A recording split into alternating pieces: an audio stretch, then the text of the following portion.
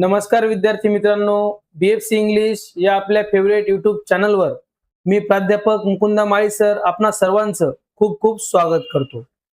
मित्रांनो, आपल्या आजच्या व्हिडिओच्या माध्यमातून आपण इयत्ता 6वीच्या मराठीच्या पाठ्यपुस्तकातील आला पाऊस या कवितेचा संपूर्ण स्वाध्याय अभ्यासणार आहोत। तर त्यासाठी हा व्हिडिओ शेवटपर्यंत नक्कीच अभ्यासा। चला तर मित्रांनो, सुरुवात करूया आपल्या आजच्या या व्हिडिओला। तिसरी कविता मित्रांनो आपल्याला दिलेली आहे, आला पाऊस आम्हाला हे समजले। यामध्ये दिलेला आपला प्रश्न समजून घेऊया। प्रश्न पहिला, चौकटी पूर्ण करा। बघूया मित्रांनो आपले आन्सर। पाऊस आल्यावर ओले झालेले अंगण, थेंबासंगे आलेले वादळ वारे, गारांनी भरलेला रस्ता आणि ई दिलेला आहे आपल्याला लखन लखाकणारी वीज। या प्रकारे आपल्याला प्रश्न क्रमांक पहिल्यामध्ये दिलेल्या चौकटी मित्रांनो पूर्ण करायचे आहेत। जाऊया प्रश्न क्रमांक 2, आकृती पूर्ण करा। पावसामुळे वातावरणात झालेले बदल ही आकृती आपण या ठिकाणी पूर्ण करणार आहोत। बघूया उत्तर मित्रांनो।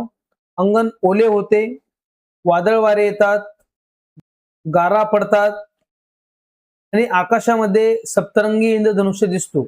या प्रकारे पावसामुळे वातावरणात झालेले बदल मित्रांनो आपल्याला लिहिता येतील। बघूया प्रश्न क्रमांक 3, कवितेतील खालील ओळींचे अर्थ तुमच्या शब्दात स्पष्ट करा। आपल्याला कवितेतील ओळी या ठिकाणी दिलेल्या आहेत। आला पाऊस कभिन्न काळे हत्ती, निळ्या नभांगणी सैरा वैरा धावत हे सुटती। आता मित्रांनो या कवितेतील या ओळींचा आपल्याला अर्थ सांगायचा आहे। अर्थ आपण बघा पुढीलप्रमाणे असेल। पाऊस आल्यावर निळ्या आकाशात, बघा नभांगणात म्हणजे काय, आकाशात काळे कुट ढग जमा होतात।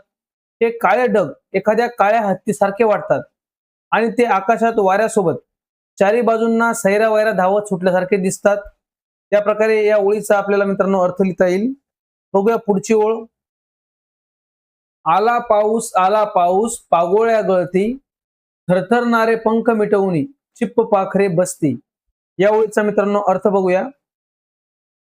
मुसळधार पाऊस सुरू झाल्यावर घराच्या छपरावर किंवा कौलारू घर जे असतात कौलांवरून पागोळ्या ओघळू लागतात। पावसाच्या पाण्यामुळे व थंड वाऱ्यामुळे अंगाला थंडी भरल्याने पाखरे म्हणजे मित्रांनो पक्षी आपले ओले थरथरणारे पंख मिटून शांत स्तब्ध बसून राहतात। या प्रकारे आपल्याला ही ओळीचा अर्थ मित्रांनो लिहिता येईल। बघूया प्रश्न क्रमांक 4, खालील अर्थ व्यक्त करणाऱ्या कवितेतील ओळी शोधून लिहा। आता या ठिकाणी आपल्याला कवितेतील ओळी शोधायच्या आहेत। पाऊस पडत असताना त्यात खेळणारी खोडकर मुले विजेचा लखलखाट होताच घरात पटकन पळतात। या आपली ओळ येथे असेल बघा। आला पाऊस वीज लखाके लखन, भिजणारी ती अवखळ पोरे घरात पळती पटकन। या प्रकारे आपली ही कवितेतील ओळ मित्रांनो या ठिकाणी आपण आन्सर मध्ये लिहिणार आहोत, उत्तरात लिहिणार आहोत। बघूया पुढची ओळ। ऊन पावसाचा खेळ सुरू असताना इंद्रधनुष्याची कमान आकाशात दिसते। यासाठी आपली कवितेतील ओळ मित्रांनो आहे। आला पाऊस मध्येच पिवळे ऊन हासे, सप्तरंगी इंद्रधनुची कमान आकाशात दिसे। या प्रकारे आपल्याला या कवितेतील ओळी या ठिकाणी मित्रांनो लिहायच्या आहेत। मित्रांनो पुढच्या प्रश्नाकडे जाण्याच्या आधी चला तर पटकन सर्वांनी व्हिडिओला लाईक करून शेअर करून द्या, जेणेकरून इतर विद्यार्थी मित्र आपल्यासोबत जोडले जातील। बघूया पुढचा प्रश्न। विचार करा व सांगा। आता या ठिकाणी बघा आपण स्वतः विचार करून मित्रांनो थोडक्यात आपला अनुभव मांडावा या हेतूने आपण हे प्रश्न घेतलेले आहेत आणि यांची उत्तर तुम्हाला लिहायचे आहेत। बघा काय प्रश्न आहे। पावसात भिजण्याचा तुमचा घेतलेला आनंददायी अनुभव या ठिकाणी थोडक्यात तुम्हाला सांगायचा आहे। पावसाळा सुरू होताच निसर्गात कोणते बदल होतात हे तुम्हाला मित्रांनो तुमच्या शब्दात सांगायचं आहे। या प्रश्नांची आपण मुद्दामून मित्रांनो या ठिकाणी उत्तरं घेतलेली नाहीत। पण जेवढं तुम्ही विचार कराल आणि तुमचा मित्रांनो विचार केल्यामुळे अजून भाषा ही समृद्ध होईल आणि तुम्ही स्वतःच्या शब्दात नक्कीच मांडण्याचा प्रयत्न करावा, हा माझा या मागे महत्त्वाचा हेतू मित्रांनो आहे। जाऊया पुढच्या प्रश्नाकडे। खेळू या शब्दांची या घटकांतर्गत आपल्याला प्रश्न आहे। प्रश्न क्रमांक 1, कवितेतील यमक जुळणारे शब्द शोधा व लिहा। उदाहरणार्थ बघा गारा, सारा। यमक जुळणारे शब्द मित्रांनो कवितेच्या ओळीमध्ये आपल्याला शेवटी दिलेले असतात, ज्यांचा उच्चार हा सारख्या प्रकारे आपल्याला शेवट होताना दिसतो। बघा लखन पटकन, हसे दिसे, हत्ती सुटती, गळती बसती या प्रकारे मित्रांनो आपल्या कवितेतून हे यमक जुळणारे शब्द या ठिकाणी आपण लिहून घेतलेले आहेत. बघूया प्रश्न क्रमांक 2. शब्द साखळी तयार करा. आपल्याला एक शब्द साखळी बनवून दिलेली आहे.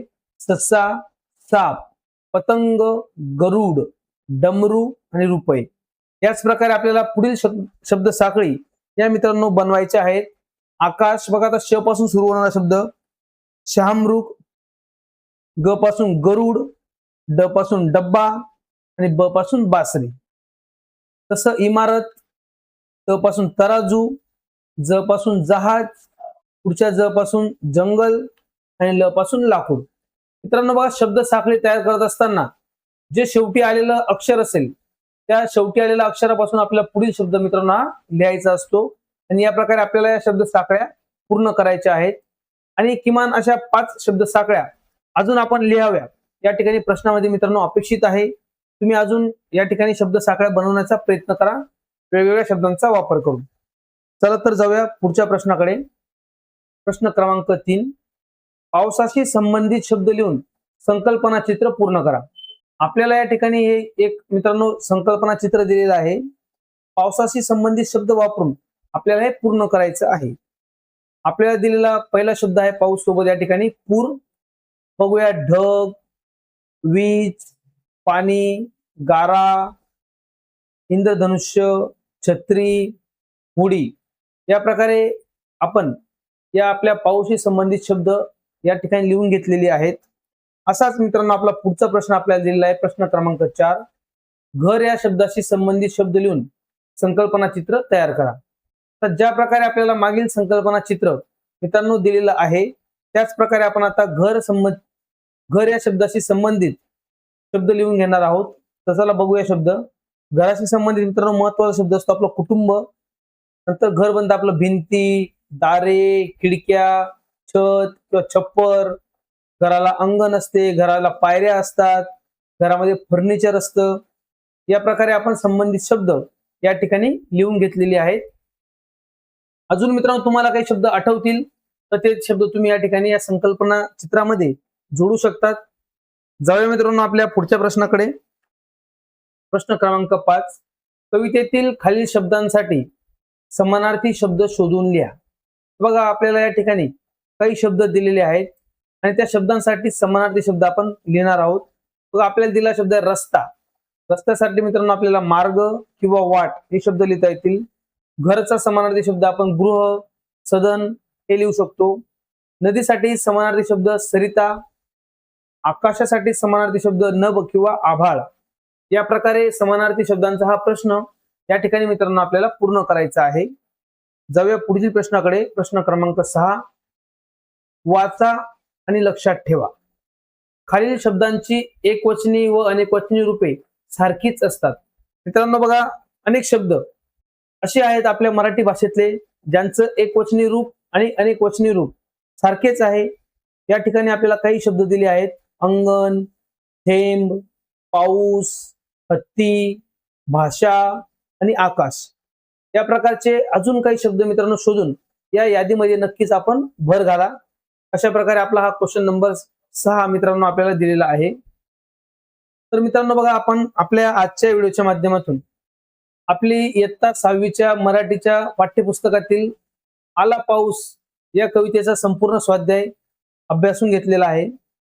मित्रांनो आशा करतो की हा व्हिडिओ तुम्हाला नक्कीच आवडला आहे. तुम्ही सर्वांनी व्हिडिओला लाईक करा आणि जास्तीत जास्त विद्यार्थी मित्रांपर्यंत शेअर करा. तर मित्रांनो चला भेटूया आपल्या पुढील व्हिडिओमध्ये आपल्या पुढील पाठासोबत.